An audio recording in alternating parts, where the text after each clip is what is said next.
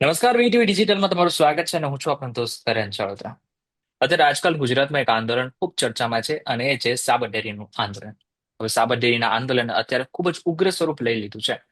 ખેડૂતો આક્રમણ દેખાઈ રહ્યા છે. આની સાથે સાથે ઘણું બધું બીજું ચાલી રહ્યું છે. આની સાથે સાથે રાજકીય ક્યાંક ને ક્યાંક રમત પણ ચાલી રહી એવું હમ. લાગી રહ્યું છે.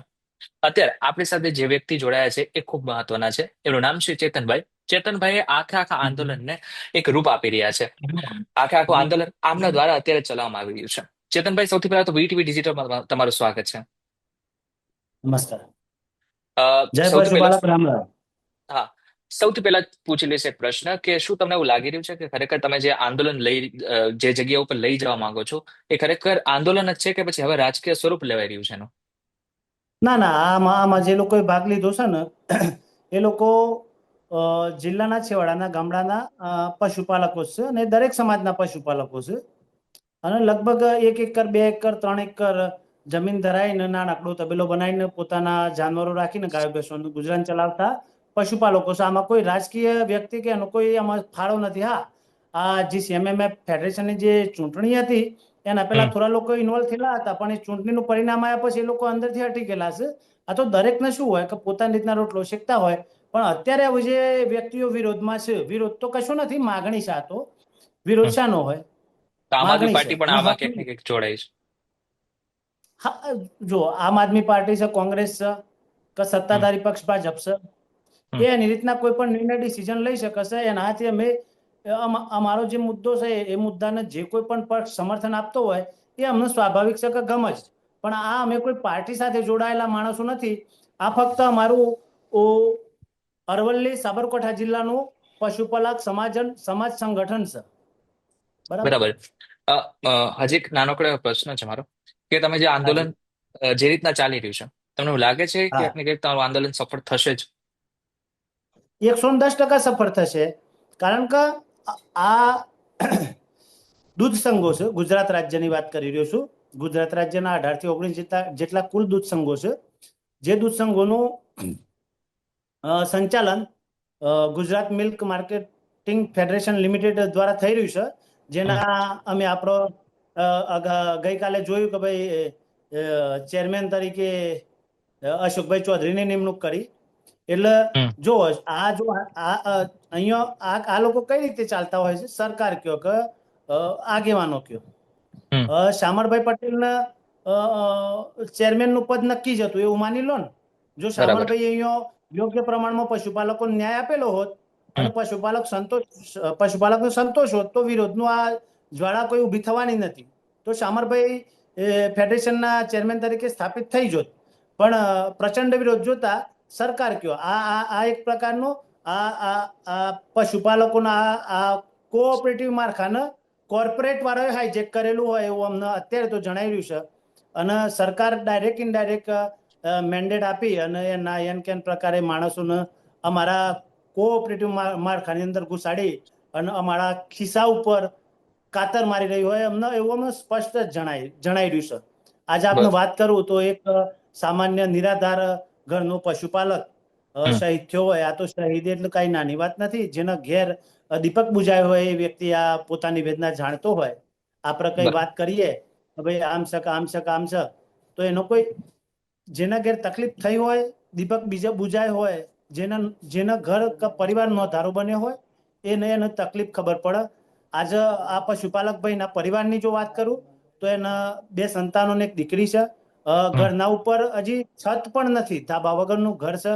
એકદમ નિરાધાર પરિવાર. એની પરિસ્થિતિ જોતા આપણને એવું થાય કે ખરેખર 21મી સદીના પશુપાલકની આ વેદનાની દશા હોય અને વેદનાની દશા જો સરકારના કારણે ના અટડાતી હોય અને આ પશુપાલકના વિરોધ કરવા માટે કે પ્રદર્શન કરવા માટે કે રજૂઆત કરવા માટે નીકળેલો આ પશુપાલક હતો. અને તેઓ એન કેન પ્રકારે અંદર રાજકીય માણસો હોય, બહાર પણ રાજકીય માણસો હોય. અમે હમ. અમારા 47 પશુપાલક સમાજના ભાઈઓને એરેસ્ટ કરીને પૂરી દીધા. 7-8 દિવસ જેલ રાખ્યા. અમે બહુ મહેનત કરીને એ લોકોને બહાર લાવી રહ્યા છીએ. જોકે જસ કોઈ પણ લઈ નથી, મને કોઈ વ્યક્તિગત વાંધો નથી. પણ પશુપાલક ભાઈઓને શહીદ કરવાના, પશુપાલક ભાઈઓને લાફા મારી દેવાના જોયા જોણ્યા વગર પોતાના લોકો અમુક અમુક વ્યક્તિઓ, હજી હું જાહેરમાં નામ લેવા નથી માંગતો, આગામી દિવસોમાં જણાવીશ ચોક્કસ, પણ અમુક પક્ષના માણસો પોતાનો ભગવાન સમજીને બેઠા છે કે સાલું ભગવાન એટલે અમે જ છીએ, આવું ના હોવું જોઈએ. આ નિરાધાર ગરીબ અને આ જે માળખું ત્રિભુવનદાસ પટેલે જે ડેવલપ કરેલું હતું, માનનીય ગલબા કાકાએ, માનસિંહ દાદાએ, અમારી સાબરડેરી ભુરા કાકાએ, ડોક્ટર વર્ગીસ કુરિયન સાહેબ, આ બધાએ પોતાનું લોહી વેડેલું છે આની અંદર. આના પાયાની અંદર આ બધા લોકોનું લોહી વેડાયેલું છે કે એમની ભાવના હતી કે મારા જિલ્લાનો છેવાડાનો માનવી અથવા વિધવા બેન હમ દાતરાના હાથ વડે એના બે બાળકોનો જીવન નિર્વાહ કરાઈ શકે એટલી સક્ષમ બને એ માટે આ વ્યવસાય લઈને એ લોકો આવ્યા હતા. પણ બહુ દુઃખ સાથે આપને જણાવું છું કે એમની આત્માઓ પણ અત્યારે આ પિક્ચરો બધો જે ચાલી રહ્યો છે ભ્રષ્ટાચારને હમ જોઈને કોપી જતી, એમને પણ નહીં વિચાર્યું હોય કે ધ આટલો ભ્રષ્ટાચાર આ લોકો કરશે. બીજી એક વાત આપના માધ્યમથી એ હમ જણાવવા માંગીશ હમ કે સરકારે પાછળથી ભૂલ સ્વીકારી કે ભાઈ અમે ખોટી રીતના પકડ્યા છે, એ વાત બરાબર છે પશુપાલક ભાઈઓને. પણ હજી જે સાચો આરોપી છે, ધારો હમ કે હમણાં આપણે બીઝેડ નામની પોન્જી સ્કીમનું સાબરકાંઠામાં નામ સાંભળ્યું હશે, હા બરાબર છે. બરાબર હા હવે પોન્જી સ્કીમ વાળા બીજેડભાઈ હતા, એ હમ કોઈ એક દિવસમાં તો એમને બધું ક્રિએટ માળખું કરેલું નતું. હમ સાબરકાંઠાનો દરેક વ્યક્તિ, દરેક આગેવાન, દરેક ભારતીય જનતા પક્ષનો આગેવાન આ પરિસ્થિતિથી જાણતો હતો. હમ પણ બરાબર જેવું એમને લોકસભામાં અપક્ષ ઉમેદવાર તરીકે ઉમેદવારી નોંધાઈ અને અહીંયા સાબરકાંઠાના સ્થાનિક આગેવાનો એમના જ સમાજના બીજા ત્રીજા એમને એવું લાગ્યું કે ભાઈ આગામી દિવસોમાં આપણું પત્તું કાપશે, એટલે એક નનામી અરજી કરી. નનામી અરજીના મારફત આખી સ્કીમ બધી નનામી અરજી મારફત આખી તપાસ થઈ ગઈ. આમાં જોક્સ જેવી વાત એક છે કે હજુ સુધી કોઈ પણ શું કહેવાય એમનો પોન્જી સ્કીમનો ગ્રાહક તો સીધી ફરિયાદ કરવા લગભગ મારા ધ્યાન બસ ત્યાર સુધી આવ્યો જ નથી. આખી એક નનામી અરજી પર આટલી બધી કાર્યવાહી થઈ છે. હમ ભૂપેન્દ્રસિંહ ઝાલા ઉર્ફે બીઝેડ પોન્જી સ્કીમ હમ વાળા જો અત્યારે જલની હવા ખાતા હોય તો જે અત્યારે આ થરમારો કરાવીને મારા એક નિર્દોષ પશુપાલક ભાઈને જે શહીદ કર્યો છે એના મુખ્ય કાવતરાખોર આરોપી ધવલસિંહ ઝાલા, વર્તમાન અપક્ષ ધારાસભ્ય, બરાબર બરાબર છે, બાયડ. હમ તો એ હમ કઈ રીતે બહાર છે ને કોની દયાથી બહાર છે? સાહેબ, આ બધા તપાસના બહુ મોટા વિષયો છે.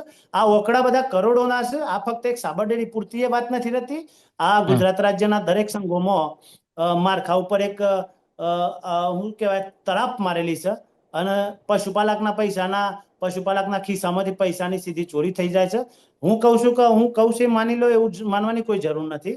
આપ હમ અમારા સાબરકાંઠા નરવલ્લી જિલ્લાના કોઈ પણ ગામડે જાઓ અને કોઈ પણ પશુપાલકનો આપ લાઈવ ડિબેટ ઇન્ટરવ્યુ કરો અને હમ પશુપાલક જો આપને એમ જણાવો કે ભાઈ ના, હમ મને પશુપાલકના ધંધામાંથી આટલી બધી આવક થાય છે, હું બહુ સુખી થઈ ગયો, તો આપ હમ મને ચોક્કસ રીતે બોલાવજો. હું મારી કોનની બુટ્ટી પકડીને પશુપાલકના આગળ આપની હાજરીમાં માફી માંગીશ કે ના ભાઈ, અમે કઈ કઈ જગ્યાએ ખોટા છીએ. આજે પરિસ્થિતિની વાત કરું તો આપ વર્તમાન પરિસ્થિતિ આ વર્ષે જાણી રહ્યા કે વરસાદ સતત વરસી રહ્યો છે. પશુપાલકે હજી પોતાના ખેતરમાં 50%થી ઉપરના પશુપાલકોનું વાવેતર હજી બાકી છે. પશુપાલક ને ખેડૂત એટલે આ સિક્કાની બે બાજુઓ છે, બરાબર એકબીજાના પૂરક. પશુપાલક ચારા માટે ખેતરમાંથી ચારો લાવશે અને પશુપાલકનો જે ગાય ભેંસનું છાણ છે હમ એ ખેતરના ખેતીમાં ઉપયોગ આવે છે. એટલે આ સિક્કાની બે બાજુ છે. પણ બરાબર આ બધા વર્ષના અંતે જે ભાવફેર, હમ બરાબર છે, ભાવફેરની બહુ આતુરતાપૂર્વક રાહ જોઈ લેતા હમ હોય છે. હમ અને લગભગ મોટા ભાગનું ગ્રહણિક વાયદા ભાવફેરના પેલા પર જ કરેલા હોય છે. હમ પણ બહુ દુઃખ સાથે જણાવવું પડે છે કે આજની તારીખે સાબરકાંઠા અરવલ્લી જિલ્લાનું અર્થતંત્ર આખું સ્ટોપ થઈ ગયું છે. કારણ કે ખેડૂત કે પશુપાલક જોડે ખિસ્સામાં પૈસા હોય તો પૈસા કોઈ બેંકમાં ફિક્સ થવા નથી જવાના. એ પૈસા માર્કેટમાં દરજીથી લઈને તે ડોક્ટર સુધી, કોઈ નાની હમ મોટી દુકાનો ધરાવવાળા, દવા, પેસ્ટિસાઇડ, બિયારણ, ખાતર, એ દરેક નથી આ પૈસા પહોંચવાના. અને આખું અર્થતંત્ર છે ને, ભારતનું હમ અર્થતંત્ર મૂળ પશુપાલન અને ખેતીના ઉપર આધાર રાખે છે. પણ આજે અમારા સાબરકાંઠા અરવલ્લી જિલ્લાની હાલત ખરાબ છે. અત્યારની સ્થિતિ તમે, હું કહું છું માનો એવું નહીં, પણ તમે કોઈ પણ પશુપાલક જોડે રૂબરૂ જાઓ અને આ પરિસ્થિતિ પ્રમાણે એનો તાગ મેળવો. આમાં આ બધા ફેટના ભાવ 995, 990 એ રીતના કોઠા બતાવી રહ્યા છે. પણ આજની સ્થિતિ એ તો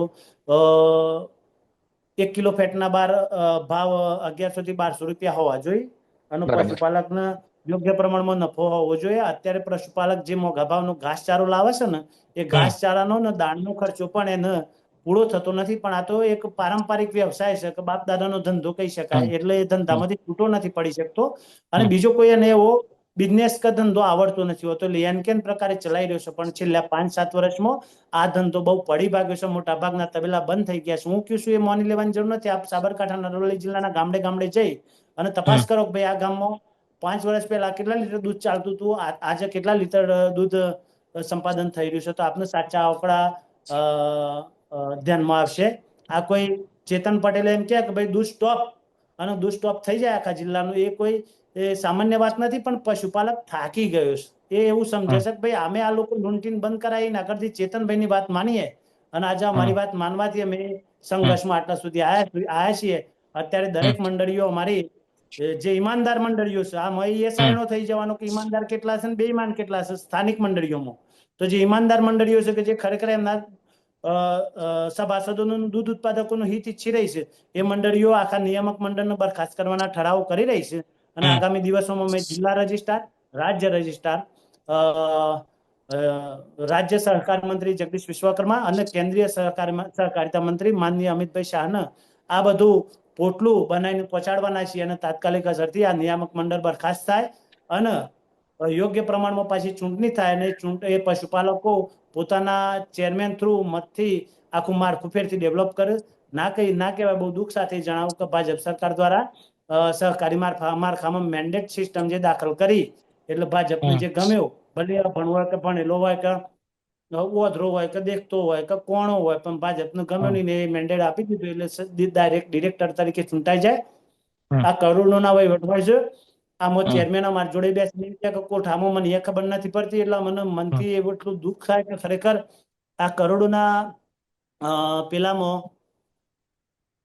ચેરમેન એમ કે છે કે મને એ કોઠાની ખબર નથી પડતી, વાઇસ ચેરમેન હમ એમ કે હું અભય કોઠાનો અભ્યાસ ચાલુ કરું છું. તો તમે આટલા ટાઈમથી અહીંયા આ સંસ્થાને ચલાવી રહ્યા છો, તમને પૂરી કોઠાની માહિતી નથી કે ભાઈ કિલો ફેટ કઈ રીતે ચૂકવાય છે. એટલે ખરેખર આગામી દિવસોમાં દરેક દૂધ મંડળીના સ્થાનિક દૂધ ઉત્પાદકોએ પણ આ કોઠાની માયાજાને સમજવી પડશે, અને પોતાની મંડળીથી લઈ અને સાબરડેરી સુધી વહીવટમાં શું ગેરરીતિઓ ચાલી રહી છે એની સચોટ રીતે જો ધ્યાન રાખશે તો આ હમ ભવિષ્ય આ ધંધા ઉજળું છે. કારણ કે દૂધ છે, એનો હમ કોઈ વિકલ્પ નથી. દૂધ એ પશુપાલક જ બનાવી શકશે, દૂધનો કોઈ વિકલ્પ બીજો નથી. પણ આ તમે સોશિયલ મીડિયામાં તમે હશો જ ને, તમે જોતા પણ હશો કે જે રીતના દૂધને ઢોળવામાં આવી રહ્યું છે, ઘણા બધા વિડીયોઝ તમે જોઈ લીધા હશે, એ ક્યાં સુધી યોગ્ય છે? ના દોરવું જોઈએ. હું આપના માધ્યમથી દરેકને જણાવું છું કે આપણે પુરવઠો એક પ્રતિક સ્વરૂપે આપણે બતાવવાનું હતું કે ભાઈ દૂધ બંધ, એટલે બતાવી દીધું કે દૂધ બંધ થઈ ગયું. પણ ઢોરવાનું તમે મારા કોઈ પણ વિડીયોમાં જોજો, અમે કોઈ પણ જગ્યાએ દૂધ ઢોળી દેજો એવી અપીલ નથી કરી. અમે હમ એવી વિનમ્રતાથી અપીલ કરી હતી કે આ દૂધ છે એ આજુબાજુના ગરીબ નિરાધાર વ્યક્તિઓ, અમારા ગામડે ગામડે તો બહુ કૂતરા હોય છે, બિલાડા હોય, એમને બધાને ધરાઈને કુવા પર નાના પાડોરા રેલી કહી શકાય, એ બધોને ધરાઈને પોન ખરેખર આપના માધ્યમથી જણાવવા માંગુ છું કે અમારા ગામડે ગામડે હાલ જો દૂધ હમ બન હતું ત્યાં કૂતરો અને એ સ્કિનનો ઉપર ફેરફાર જોવા મળી રહ્યો છે. મીન્સ કે તાજો થઈ ગયો, એમને એટલું જ પોષણ થયું. બરાબર, સમજી શકાય છે. હવે છેલ્લો એક પ્રશ્ન પૂછી લઈશ કે આ આંદોલનમાં હવે આંદોલન ક્યાં સુધી ચાલશે? હજી તો અમારા ભાવફેરની જે માગણી હતી એ પ્રમાણે જ ચાલુ છે કે ભાઈ અમારા ભાવફેર છે ને મિનિમમ 20% તમે ચૂકવો. તમે હિસાબ બરાબર. બતાવો છો, અત્યારે સામાન્ય ગણિત કહી દઉં હમ કે અમે અહીંયા કોન્ટ્રાક્ટ ફાર્મિંગ થી બટાકા વાવતા હોઈએ છીએ, અને હમ બાલાજી છે, ઇસ્કોન બાલાજી છે કે ભાઈ મેકેન છે કે એવી બધી કંપનીઓ અમારી જોડે કોન્ટ્રાક્ટ ફાર્મિંગ થી બટાકો વવડાવતી હોય છે, અને અમારી જોડેથી લગભગ 260-70 રૂપિયે 20 કિલો બટાકા એ લોકો લઈ જતા હોય છે, ને એમને તો ડિલિવર્ડ થાય એટલે લગભગ 300 રૂપિયા એમને 20 કિલો બટાકા પડે. એટલે એ પ્રમાણે ગણીએ તો 15 રૂપિયા કિલો બટાકો એમને પડ્યું. હમ હવે 15 રૂપિયા કિલોના બટાકાની એ લોકો 15 કે 20 રૂપિયા સ્ટોરમાં જઈને પાછું કાઢે તો કદાચ 20 રૂપિયા ગણો, હમ તો એ બટાકા 20 રૂપિયાના બટાકાની કુલ કેટલી વેફર પર અને કેટલો નફો છે એ પ્રમાણે અમૂલની પ્રોડક્શન એનું આ હમ યોગ્ય રીતના માર્કેટિંગ નથી કરી કે જો અમૂલની પ્રોડક્ટનું યોગ્ય પ્રમાણમાં માર્કેટિંગ થાય, સુવ્યવસ્થિત આયોજન થાય. પણ શરમ સાથે કહીશ કે ચેરમેન કોઠાની સમજણ ના પડતી હોય ને આપણે એમની જોડે માર્કેટિંગની બધી અપેક્ષાઓ રાખીએ કરોડોના ટર્નઓવર ધરાવતી સંસ્થાઓની, તો હમ કઈ ને કઈ આપણી ભૂલ છે, અને કઈ ને કઈ એમને જે મેન્ડેટ આપતી હોય એ જે કોઈ પાર્ટી ભારતીય જનતા પક્ષ છે એની ભૂલ છે, પણ આ સત્ય બહાર આવી ગયું છે. કોઈ એક વ્યક્તિના કહેવાથી કોઈ વ્યક્તિ 100 ગ્રામ દૂધ પણ બીજાને મફત આપવા તૈયાર નથી. આ લાખો લીટર દૂધ ઢોળ્યું તો એ શું હમ હતું? એ જન આક્રોશ હતો, એને વેદના હતી કે એને કંઈ મળી જ હમ નથી રહ્યું. એટલે હમ એને પોતાનું પ્રચંડ બતાવ્યું છે. પણ આપના માધ્યમથી એક વાત એ આનંદથી કહીશ કે અમારા સાબરકાંઠા અરવલ્લી જિલ્લામાં પશુપાલક સમાજ, અમે આખો એક નવો સમાજ ઉભો કરી રહ્યા છીએ. પશુપાલક સમાજ, એક નાનું બકડું, ગાય કે ભેંસ, જે કોઈ હમ પણ વ્યક્તિ 2 લીટર કે 200 ગ્રામ દૂધ ધરાવતો હોય, અમારા સમાજનો સભ્ય ગણાશે ડાયરેક્ટ. એને કોઈ સભ્ય ફી નથી, પણ અમારું સમાજનો આ પશુપાલક સમાજ તરીકે જ ગણાશે.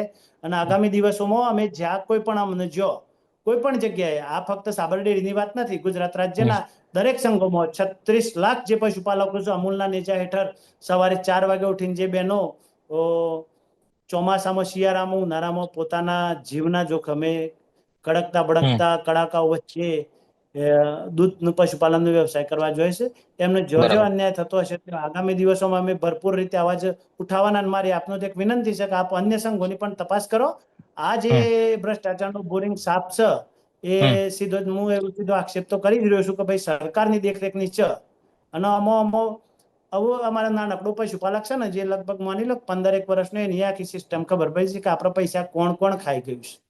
પણ બરાબર છે. બીઝેડની જો તપાસ થઈને જેલની અંદર થતો હોય તો પછી હમ આ બોર્ડ અને નિયામક મંડળ વિરુદ્ધમાં આટલા બધા દિવસોથી આંદોલન ચાલી રહ્યું છે, અને સરકારે ગંભીરતાથી નોંધ લેવી જોઈએ અને તાત્કાલિક નિયામક મંડળને બરખાસ્ત કરવું જોઈએ.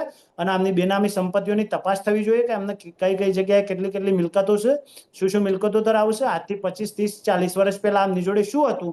તો કશું નતું. અને આજે આ કરોડોની મિલકત આવી તો આવી છે ક્યાંથી?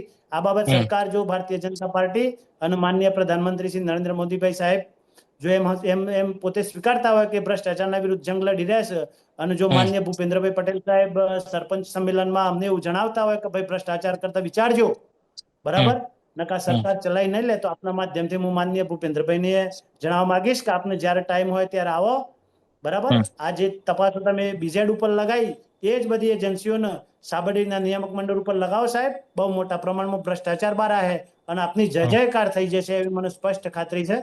જય પશુપાલક, જય પશુપાલક સમાજ. બરાબર છે. ચેતનભાઈ, તમે જે રીતના વાત કરી છે, હવે આ આંદોલન હા, ક્યાં પહોંચે છે એના ઉપર સૌ કોઈ નજર છે. ચેતનભાઈ, વીટીવી ચોક્કસ ડિજિટલમાં ચોક્કસ. જોડાયા એ બદલ આપનો ખૂબ ખૂબ આભાર. નમસ્કાર, રામ રામ.